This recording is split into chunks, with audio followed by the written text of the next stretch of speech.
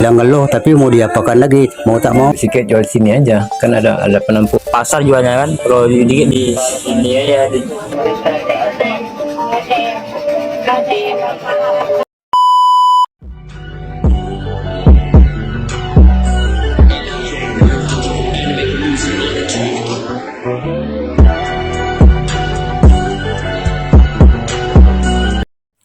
Assalamualaikum warahmatullahi wabarakatuh. Saya Natasha Oktabestari, NIM 22040200082, perwakilan dari kelompok H, ingin mempresentasikan hasil wawancara kami yang berjudul Evaluasi Kebijakan Pemerintah terkait pemecahan permasalahan nelayan di Pertamina. Perkenalkan, nama saya Mai Christine Marpaung dengan NIM 2204020069. Di sini saya akan memaparkan tentang latar belakang kehidupan masyarakat pesisir dan permasalahan yang dihadapi. Masyarakat pesisir adalah sekelompok orang yang tinggal di wilayah pesisir pantai. Wilayah pesisir pantai adalah daerah yang berbatasan dengan laut dan daratan. Masyarakat pesisir memiliki kehidupan yang sangat bergantung pada laut, dan laut merupakan sumber mata pencaharian utama bagi masyarakat pesisir, terutama nelayan. Nelayan adalah orang yang pekerjaannya menangkap ikan di laut. Nelayan biasanya tinggal di desa-desa pesisir. Mereka hidup dari hasil tangkapan ikan yang dijual di pasar. Kehidupan masyarakat pesisir umumnya masih sederhana. Mereka tinggal di rumah-rumah sederhana yang terbuat dari kayu atau bambu. Mata pencarian mereka sebagian besar adalah nelayan. Selain nelayan, ada juga masyarakat pesisir yang bekerja sebagai petani, pedagang, atau buruh. Permasalahan yang dihadapi nelayan yaitu tingkat kemiskinan yang masih tinggi. Sebagian besar nelayan di Indonesia masih hidup di bawah garis kemiskinan. Hal ini disebabkan oleh beberapa faktor, antara lain ialah pendapatan yang rendah, biaya produksi yang tinggi, dan akses yang terbatas terhadap modal. Kerusakan sumber daya alam laut seperti ikan, terumbu karang, dan mangrove semakin rusak. Hal ini disebabkan oleh beberapa faktor, antara lain penangkapan ikan yang berlebihan, pencemaran laut, dan perubahan iklim. Akses yang terbatas terhadap infrastruktur dan layanan dasar. Nelayan di Indonesia masih sulit mendapatkan akses terhadap infrastruktur dan layanan dasar seperti pendidikan, kesehatan, dan transportasi. Hal ini menyebabkan kualitas hidup nelayan menjadi rendah. Itulah yang menjadi latar belakangnya. Dan adapun yang menjadi rumusan masalahnya ialah apa permasalahan yang dihadapi para nelayan. Yang kedua, apa yang dilakukan untuk mencari solusi dari masalah tersebut. Yang ketiga, bagaimana hasil wawancara dengan para stakeholder yang didatangi untuk menemukan solusi tersebut. Dan yang terakhir, bagaimana solusi-solusi yang didapat dan hubungannya untuk memecahkan masalah tersebut. Baik, saya akan membahas tentang tujuan, meningkatkan pemahaman tentang kehidupan masyarakat pesisir. Kehidupan masyarakat pesisir sangat bergantung pada laut. Laut merupakan sumber mata pencaharian, budaya, dan identitas bagi masyarakat pesisir. Dengan memahami kehidupan masyarakat pesisir, kita dapat menghargai dan menghormati mereka, meningkatkan kesadaran tentang permasalahan yang dihadapi oleh nelayan. Nelayan di Indonesia menghadapi berbagai permasalahan, antara lain kemiskinan, kerusakan sumber daya alam, dan akses yang terbatas terhadap infrastruktur dan layanan dasar. Dengan meningkatkan kesadaran tentang permasalahan yang dihadapi oleh nelayan, kita dapat mendorong upaya-upaya untuk mengatasi permasalahan tersebut dan mengembangkan solusi-solusi untuk mengatasi permasalahan yang dihadapi oleh para nelayan. Baik, saya akan membahas teori-teori yang melandasi tentang kehidupan nelayan dan masyarakat pesisir. Teori-teori yang melandasi karya ilmiah tentang kehidupan nelayan dan masyarakat. Pesisir karya ilmiah tentang kehidupan nelayan dan masyarakat. Pesisir dapat didasarkan pada berbagai teori. Teori pertama yaitu teori ekonomi. Teori ekonomi dapat digunakan untuk menganalisis faktor-faktor ekonomi yang mempengaruhi kehidupan nelayan dan masyarakat pesisir. Faktor-faktor ekonomi tersebut antara lain: 1. Pendapatan. Pendapatan nelayan adalah salah satu faktor yang penting dalam menentukan kesejahteraan mereka. Pendapatan nelayan dapat dipengaruhi oleh berbagai faktor, seperti ukuran kapal, jenis alat tangkap, dan lokasi penangkapan ikan. Dan kedua, biaya produksi. Biaya produksi adalah biaya yang dikeluarkan oleh nelayan untuk menjalankan usahanya. Biaya produksi nelayan dapat dipengaruhi oleh berbagai faktor, seperti harga bahan bakar, harga alat tangkap, dan biaya pemeliharaan kapal. Dan kedua, teori ekologi. Teori ekologi dapat digunakan untuk menganalisis faktor-faktor ekonomi yang mempengaruhi kehidupan nelayan dan masyarakat pesisir. Faktor-faktor ekologi tersebut antara lain kerusakan sumber daya alam. Kerusakan sumber daya alam seperti ikan, terumbu karang, dan mangrove dapat berdampak negatif bagi kehidupan nelayan dan masyarakat pesisir. Kerusakan sumber daya alam dapat disebabkan oleh berbagai faktor, seperti penangkapan ikan yang berlebihan, pencemaran laut, dan perubahan iklim. Perubahan dapat menyebabkan berbagai dampak negatif bagi kehidupan nelayan dan masyarakat, seperti peningkatan suhu air laut, naiknya permukaan air laut, dan peningkatan intensitas cuaca ekstrim.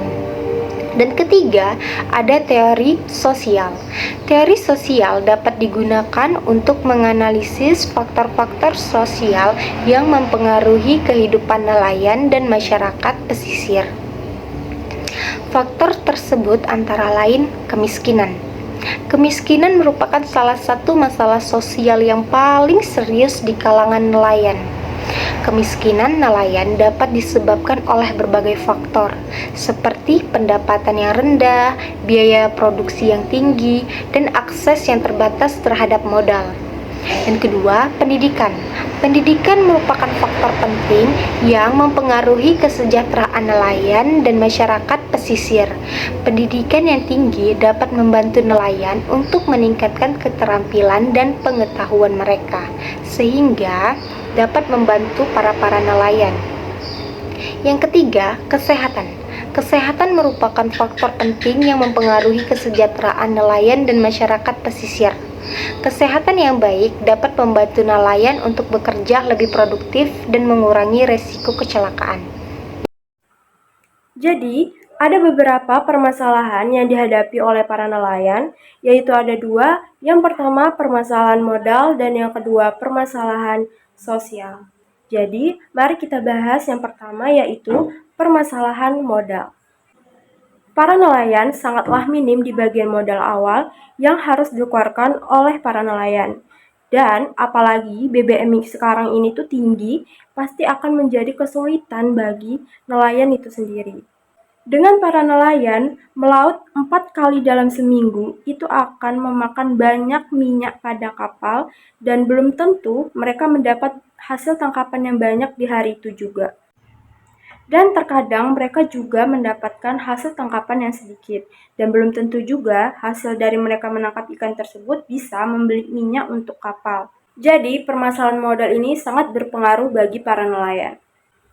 Permasalahan yang kedua yaitu permasalahan sosial. Permasalahan sosial yang pertama yaitu kemiskinan.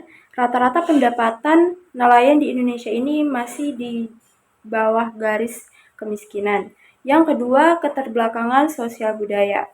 Tingkat pendidikan dan kesehatan para nelayan pun masih rendah.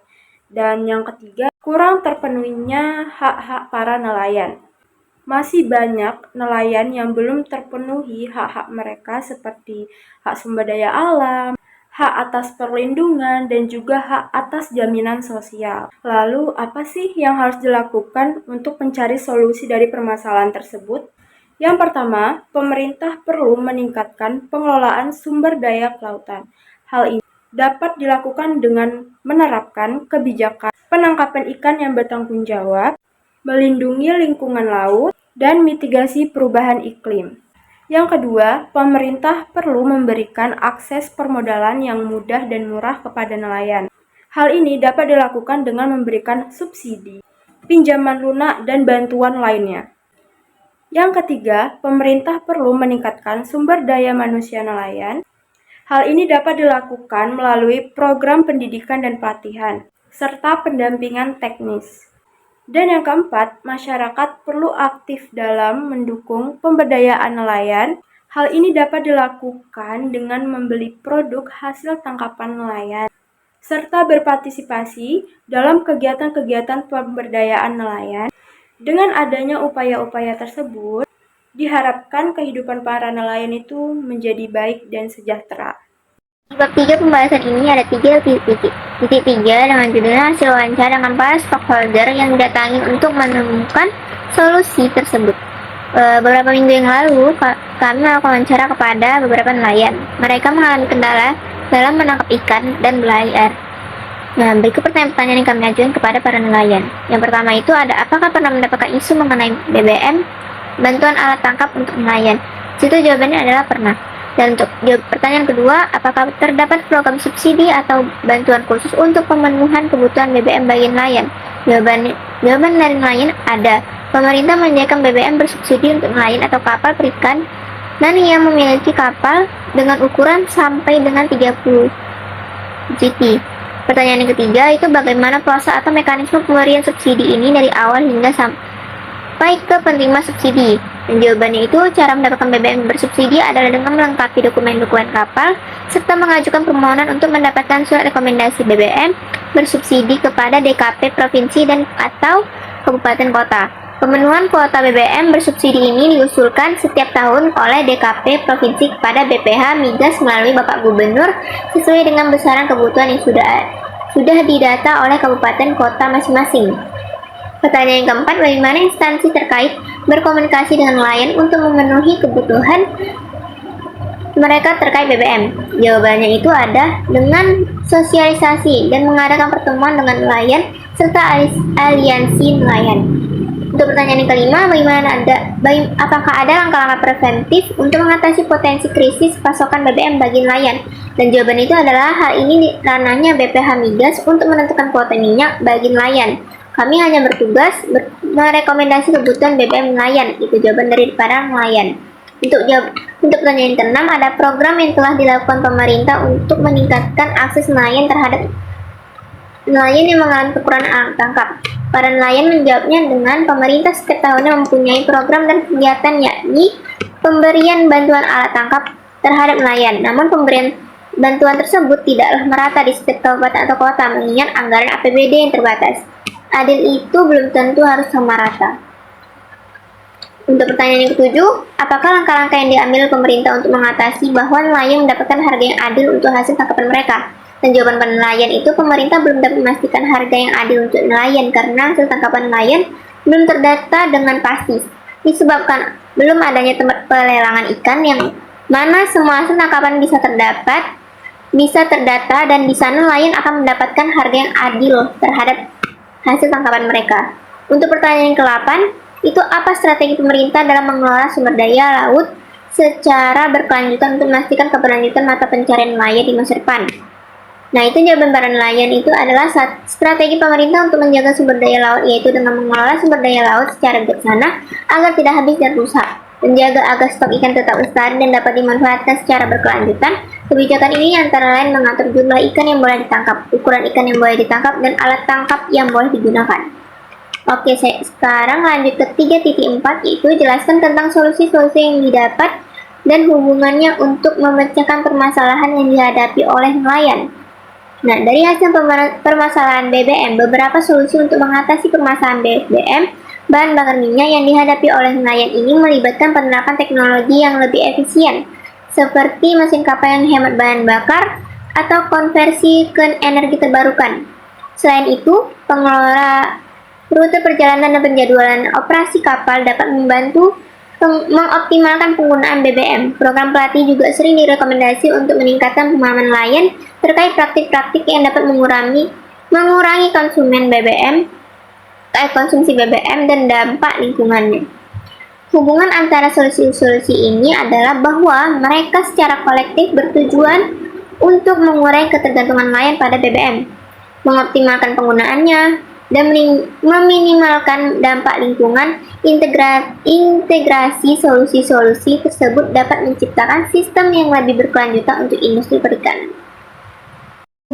Hasil kesimpulan dari wawancara kelompok kami. Dapat disimpulkan bahwa kehidupan masyarakat pesisir, khususnya nelayan, dihadapkan pada sejumlah permasalahan yang kompleks. Permasalahan utama melibatkan aspek ekonomi, sosial, dan lingkungan. Nelayan menghadapi kendala dalam hal modal, keterbatasan akses layanan dasar dan infrastruktur, rendahnya pendidikan dan kesehatan, serta kerusakan sumber daya alam laut. Untuk mengatasi permasalahan tersebut, perlu adanya upaya yang terintegrasi dari berbagai pihak, termasuk pemerintah, masyarakat, dan pihak lainnya. Beberapa solusi yang dapat diambil mencakup peningkatan pengelolaan sumber daya laut secara berkelanjutan, pemberian akses permodalan yang lebih mudah, peningkatan kualitas sumber daya manusia nelayan melalui pendidikan dan pelatihan, serta pemberdayaan masyarakat secara keseluruhan. Dalam konteks penanganan permasalahan bahan bakar minyak, solusi melibatkan penerapan teknologi yang lebih efisien, pengelolaan rute perjalanan yang bijaksana, dan program pelatihan untuk meningkatkan pemahaman nelayan. Keseluruhan solusi tersebut bertujuan untuk menciptakan kondisi yang berkelanjutan dan meningkatkan kesejahteraan nelayan. Pentingnya keterlibatan semua pihak terkait, termasuk masyarakat, pesisir, dan pemerintah, dalam proses perumusan dan implementasi solusi menjadi kunci keberhasilan. Dengan pemahaman yang lebih baik tentang kehidupan masyarakat pesisir, diharapkan dapat lahir solusi-solusi yang lebih akurat dan efektif untuk mengatasi permasalahan yang dihadapi oleh nelayan. Sekian kesimpulan dari saya. Wassalamualaikum warahmatullahi wabarakatuh. Baiklah, sekian presentasi dari kelompok kami. Bila ada kesalahan mohon dimaafkan. Sekian dan terima kasih. Wassalamualaikum warahmatullahi wabarakatuh.